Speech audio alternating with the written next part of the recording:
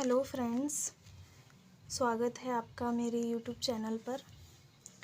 आज हम डिस्कस करने वाले हैं जो जूलॉजी का हमारा बहुत ही इम्पोर्टेंट टॉपिक है, न्यूक्लिक एसिड, जिसकी स्टडी हम मॉलिक्यूलर बायोलॉजी में करते हैं। तो आज हम इस वीडियो में कवर करने वाले हैं न्यूक्लिक एसिड क्या होता है। और ये दो टाइप के होते हैं, ये तो हम जानते ही हैं, डीएनए और आरएनए। और न्यूक्लिक एसिड की जो चेन होती है हमारी, जो बेसिक यूनिट होती है न्यूक्लियोटाइड, उसकी हम कंपोजिशन देखने वाले हैं। तो वीडियो को स्टार्ट करते हैं। सबसे पहले हम टॉपिक देखते हैं मॉलिक्यूलर बायोलॉजी। मॉलिक्यूलर बायोलॉजी क्या होता है? The branch of biology that deals with the structure, function and manipulation of the macromolecules is called molecular biology। तो जो हम मॉलिक्यूलर बायोलॉजी में जनरली हम स्टडी करते हैं प्रोटीन्स एंड न्यूक्लिक एसिड, इन दो मैक्रोमोलिक्यूल्स की हम मॉलिक्यूलर बायोलॉजी में स्टडी करते हैं। और एक तीसरा भी है वैसे, कार्बोहाइड्रेट। जनरली जो लिविंग बीइंग्स होते हैं उनका शरीर प्रोटीन्स, कार्बोहाइड्रेट और लिपिड्स, 3 कंपोनेंट्स से मिलकर बना होता है, जो ऑर्गेनिक कंपोनेंट्स होते हैं, जिनकी स्टडी हम मॉलिक्यूलर बायोलॉजी में करते हैं। Which are essential to life is called molecular biology. ये तो पूरी हमारी डेफिनेशन हो गई। अब जो साइंटिस्ट थे हमारे, scientist Pauling, known as the father of molecular biology, scientist Pauling ने जो है मॉलिक्यूलर बायोलॉजी सबसे पहले डिस्कवर्ड की और उन्हें फादर ऑफ मॉलिक्यूलर बायोलॉजी कहा जाता है। तो ये तो रही हमारी डेफिनेशन। अब हम देखते हैं न्यूक्लिक एसिड क्या होता है। न्यूक्लिक एसिड देखने से पहले हम जनरली इसकी डिस्कवरी के बारे में देख लेते हैं पहले, जो किसने की थी। सबसे पहले फ्रेडरिक मिस्चर एक साइंटिस्ट थे। उन्होंने 1869 में जो हमारा रेड ब्लड सेल्स होती हैं उन सेल्स के न्यूक्लियाई में एक फास्फोरस कंटेनिंग सब्सटेंस को देखा था, जिसको उन्होंने क्या नाम दिया? न्यूक्लिन नाम दिया था। ठीक है। और उसके बाद after that in 1889 scientist Richard Altmann created the term nucleic acid. At the time, DNA and RNA were not differentiate and replacing the Frederick Mister term nuclein। तो क्या हुआ था? सबसे पहले जनरली 1869 में जो हमारे साइंटिस्ट थे फ्रेडरिक ग्रिफिथ, उन्होंने जो वाइट ब्लड सेल्स होती हैं हमारी, उनके न्यूक्लियस में उन्होंने फास्फोरस कंटेनिंग सब्सटेंसेस को देखा था। और इस सब्सटेंस को उन्होंने न्यूक्लिन नाम दिया था, क्योंकि due to the appearance in the nucleus, इसीलिए। उसके बाद दूसरे साइंटिस्ट आए 1889 में, रिचर्ड अल्टमान।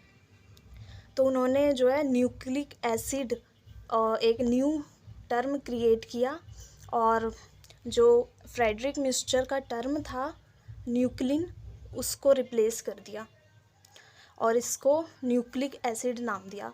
क्यों? क्योंकि जो ये फास्फोरस कंटेनिंग सब्सटेंस था वो एसिडिक नेचर का था और न्यूक्लियस में प्रेजेंट था, तो इसीलिए उन्होंने टर्म दिया न्यूक्लिक एसिड। अब हम देखते हैं डेफिनेशन हमारे न्यूक्लिक एसिड क्या होता है। Nucleic acid are macromolecules that exist as polymer called polynucleotide.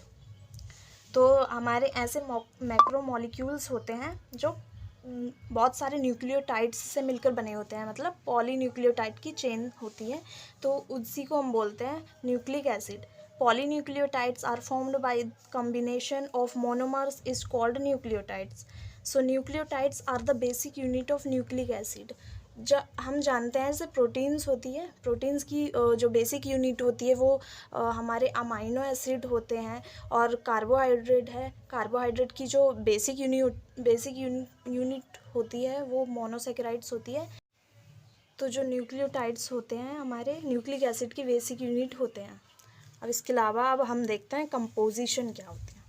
Composition अब हम देखते हैं। Nucleic acids are the macromolecules that consist of polynucleotides, मतलब बहुत सारे न्यूक्लियोटाइड्स से मिलकर बने होते हैं। Nucleotides are the smallest and the basic unit of nucleic acid. तो जो हमारे न्यूक्लियोटाइड्स होते हैं वो क्या होते हैं, बेसिक यूनिट होती है न्यूक्लिक एसिड की। अब हम कंपोजिशन हमें देखनी है न्यूक्लियोटाइड्स की।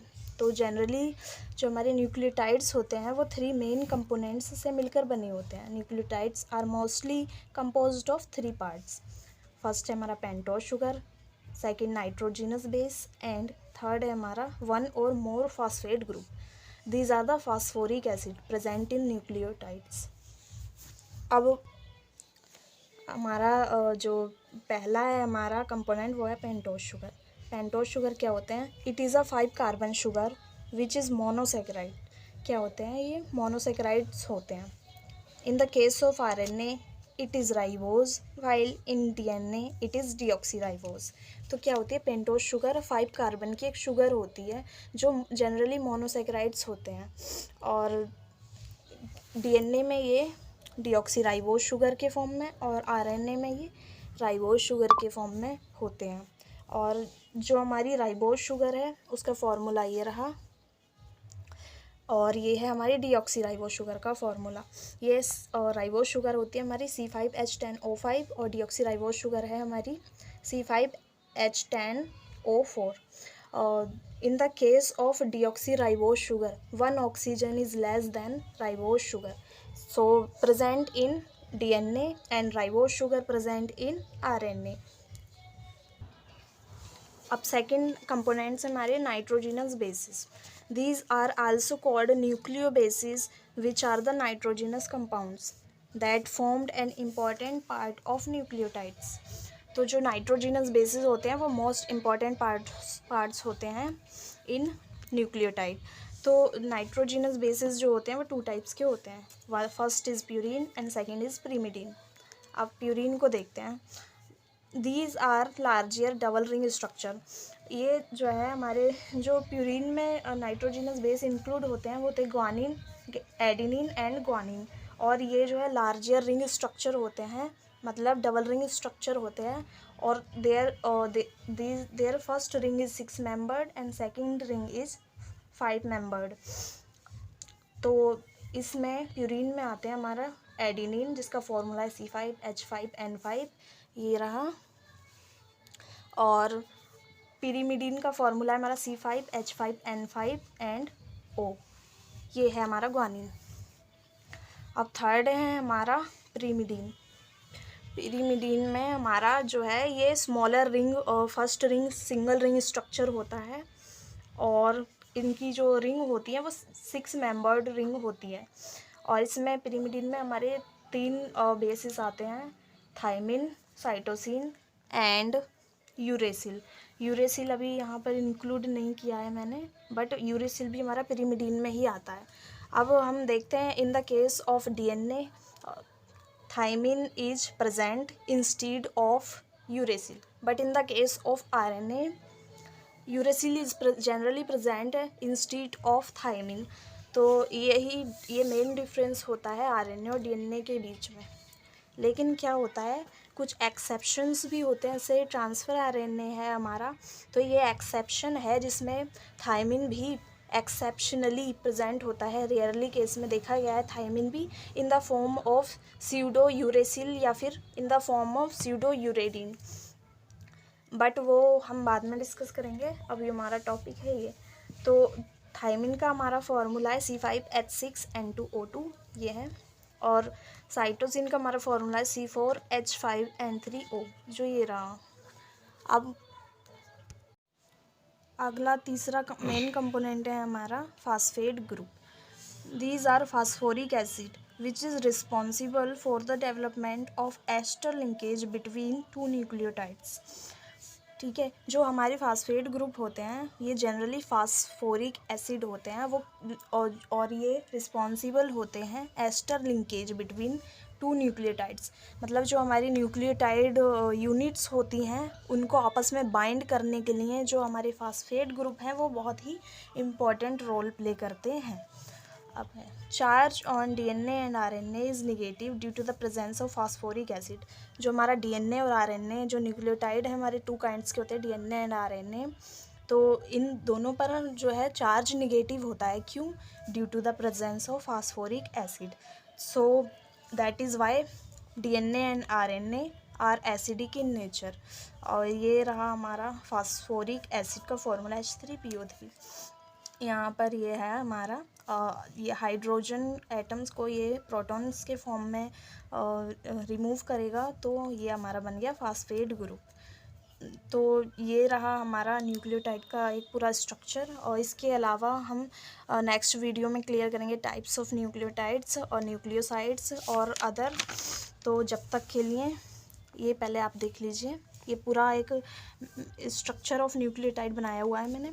आप देख सकते हैं यहाँ पर जो नाइट्रोजिनस बेस एडेनिन है वो हमारी पेंटोज शुगर से जिस बॉन्ड द्वारा जुड़ा हुआ है उसको हम बोलते हैं ग्लाइकोसाइडिक बॉन्ड। और इसके अलावा जो हमारा फास्फेट ग्रुप है वो हमारी जो शुगर है इससे जुड़ा हुआ है, और किस बॉन्ड से जुड़ा हुआ है? फास्फोडाइएस्टर bond. So it is a structure of nucleotide. और नेक्स्ट वीडियो में अब हम क्लियर करने वाले हैं double helical structure of DNA, nucleosides, nucleic acid, RNA and DNA वगैरह। तो जब तक के लिए आई होप आपको ये थोड़ा समझ आया होगा। तो मिलते हैं नेक्स्ट वीडियो में। Thank you.